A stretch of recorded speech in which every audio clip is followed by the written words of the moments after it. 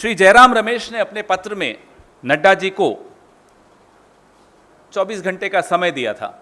हमने कल रात तक प्रतीक्षा की, इंतजार किया, कोई एक्शन वहां से नहीं हुआ। 6 राज्यों में शिकायत दर्ज करा दी जा चुकी है। बिलासपुर में एफआईआर भी आज सुबह हो गई है। झारखंड, महाराष्ट्र, मध्य प्रदेश, राजस्थान, उत्तर प्रदेश और दिल्ली और छत्तीसगढ़, इन तमाम राज्यों में भारतीय जनता पार्टी के जो पूर्व सूचना एवं प्रसारण मंत्री रहे हैं राज्यवर्धन सिंह राठौड़, उनके खिलाफ, सुब्रत पाठक हैं, सांसद हैं भारतीय जनता पार्टी के, भोला सिंह, डॉक्टर भोला सिंह, ये भी एक सांसद हैं भारतीय जनता पार्टी के, और कमलेश सैनी एमएलए हैं उत्तर प्रदेश से भारतीय जनता पार्टी के।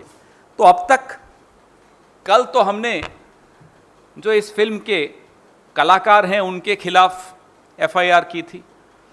आज इस फिल्म के निर्माता, निर्देशक और वितरक नरेंद्र मोदी जी और अमित शाह हैं, असली तो निर्माता निर्देशक, लेकिन जो वितरक हैं उनकी पार्टी के सांसद और एमएलए, उनके खिलाफ शिकायत दर्ज कराई है, एफआईआर भी दर्ज कराई है। इन दिनों के पूरे घटनाक्रम से हमने आपको वाकिफ रखा, आपसे साझा किया।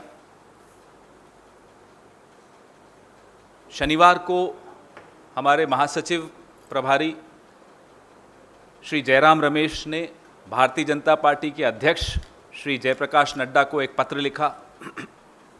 उसमें उनका ध्यान आकर्षित किया उनके नेताओं के खिलाफ, जो नेता हमारे प्रिय नेता श्री राहुल गांधी के खिलाफ एक डॉक्टर्ड वीडियो को चला रहे थे अपने सोशल मीडिया पर।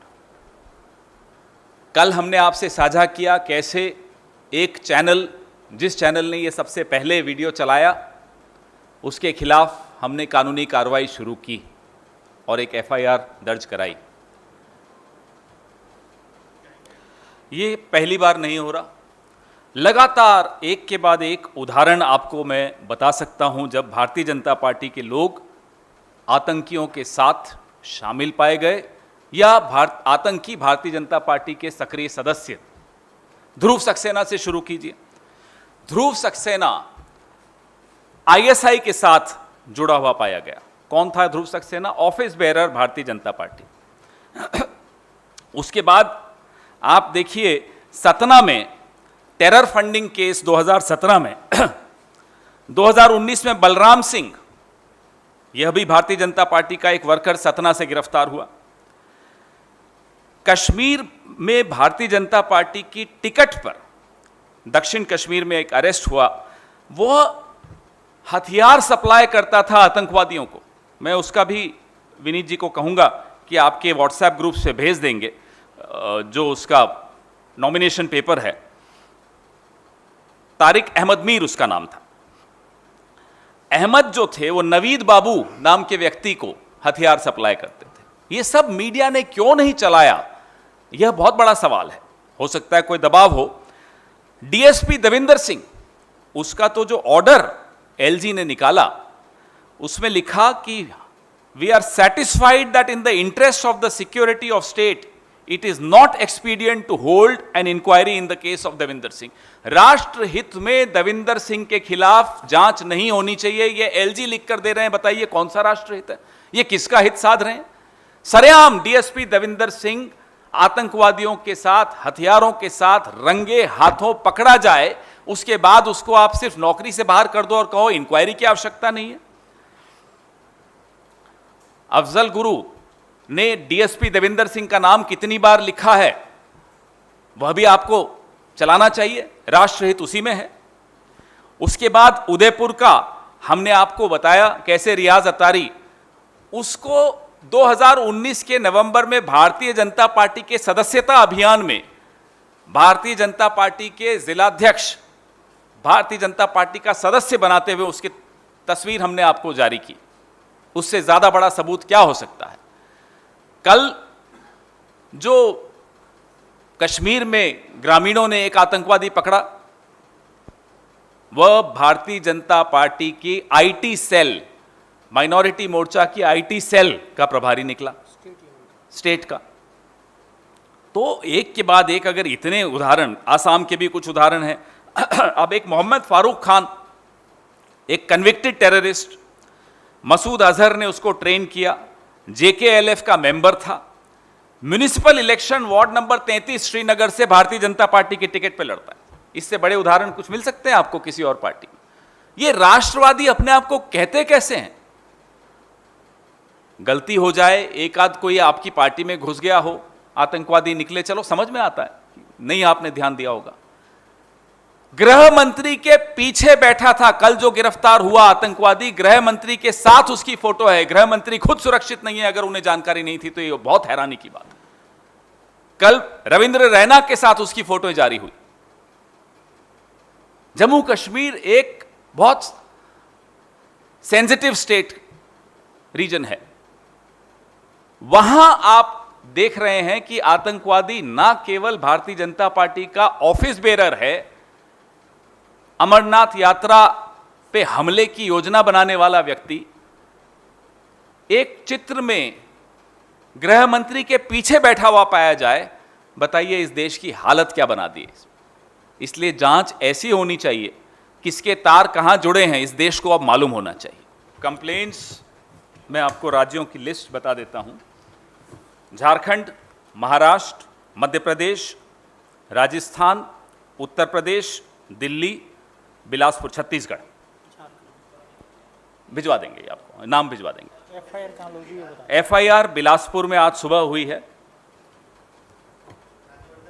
राज्यवर्धन राठौड़ और 4 अन्य के खिलाफ। इस देश के लाखों नौजवान प्रतीक्षा कर रहे हैं, उन्हें उम्मीद है कि उनको अदालत से कोई राहत मिलेगी। उनके भविष्य के साथ जिस तरह का क्रूर खिलवाड़ किया गया मोदी जी द्वारा, अब एकमात्र रास्ता उनके सामने यही बचता है। सड़कों पर वो आए, उन्हें डराया धमकाया गया, उनको तरह तरह के भय दिखाए गए कि आपके खिलाफ अगर एक भी शिकायत होगी तो आपको नौकरी नहीं मिलेगी। लेकिन अब जो रास्ता उनके सामने बचता है वह माननीय सर्वोच्च न्यायालय का रास्ता है। हमें उम्मीद है उनको वहां से न्याय मिलेगा। कांग्रेस पार्टी उनके साथ कंधे से कंधा मिलाकर खड़ी है। किसी भी अहिंसक आंदोलन का, किसी भी सत्याग्रह में कांग्रेस पार्टी उनको सहयोग करेगी। जब 1 साल से ऊपर किसान हर मौसम की मार झेलते हुए सड़क पर बैठे थे, तब उस आंदोलन को नैतिक समर्थन कांग्रेस पार्टी का बिल्कुल रहा था और रहेगा। जैसा कि मैंने आपको कहा, किसी भी अहिंसक सत्याग्रह में कांग्रेस उन सत्याग्रहियों के साथ हमेशा खड़ी रहेगी। किसानों के साथ ये पहली बार धोखा हो रहा हो मोदी सरकार द्वारा, ऐसा नहीं है। मोदी सरकार ने सदैव इनके साथ धोखा किया। 2022 तक आय दुगनी कर देनी थी, 2022 के अब 6 महीने खत्म हो रहे हैं। बताइए कितने किसानों की आय दुगनी हुई?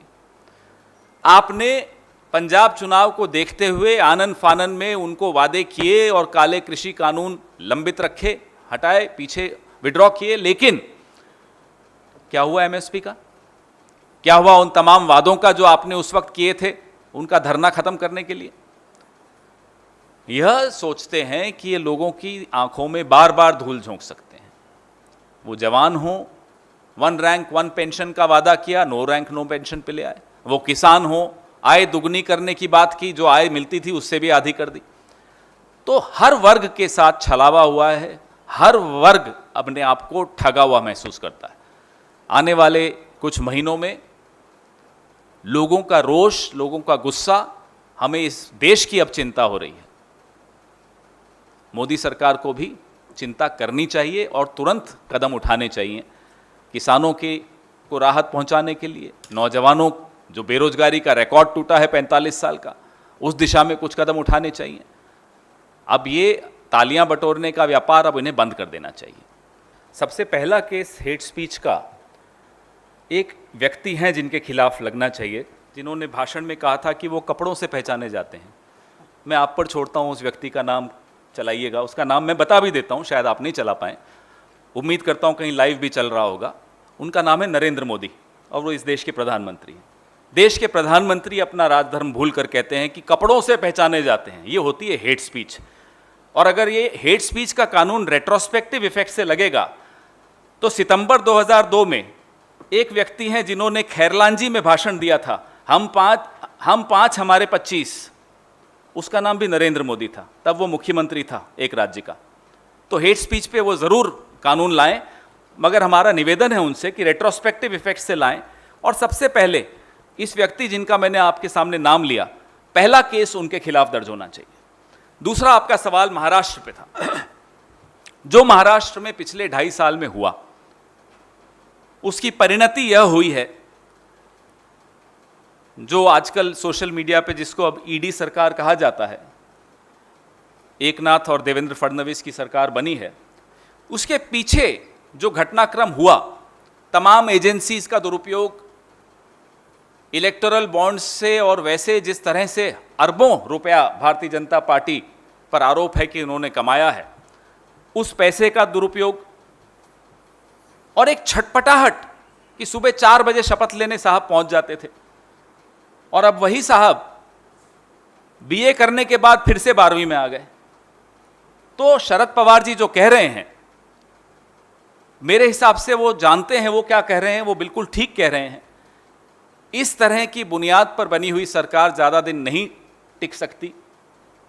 आपने तमाम विधायकों को किसी को डरा के, किसी को धमका कर, किसी को लोभ लालच में लपेट कर एक सरकार आनन फानन में बना तो दी, लेकिन इस सरकार की मियाद ज़्यादा दिन तक नहीं है। जैसा कि शरद पवार जी ने कहा, और मैं दोहराता हूं, आगे आगे देखिए होता है क्या।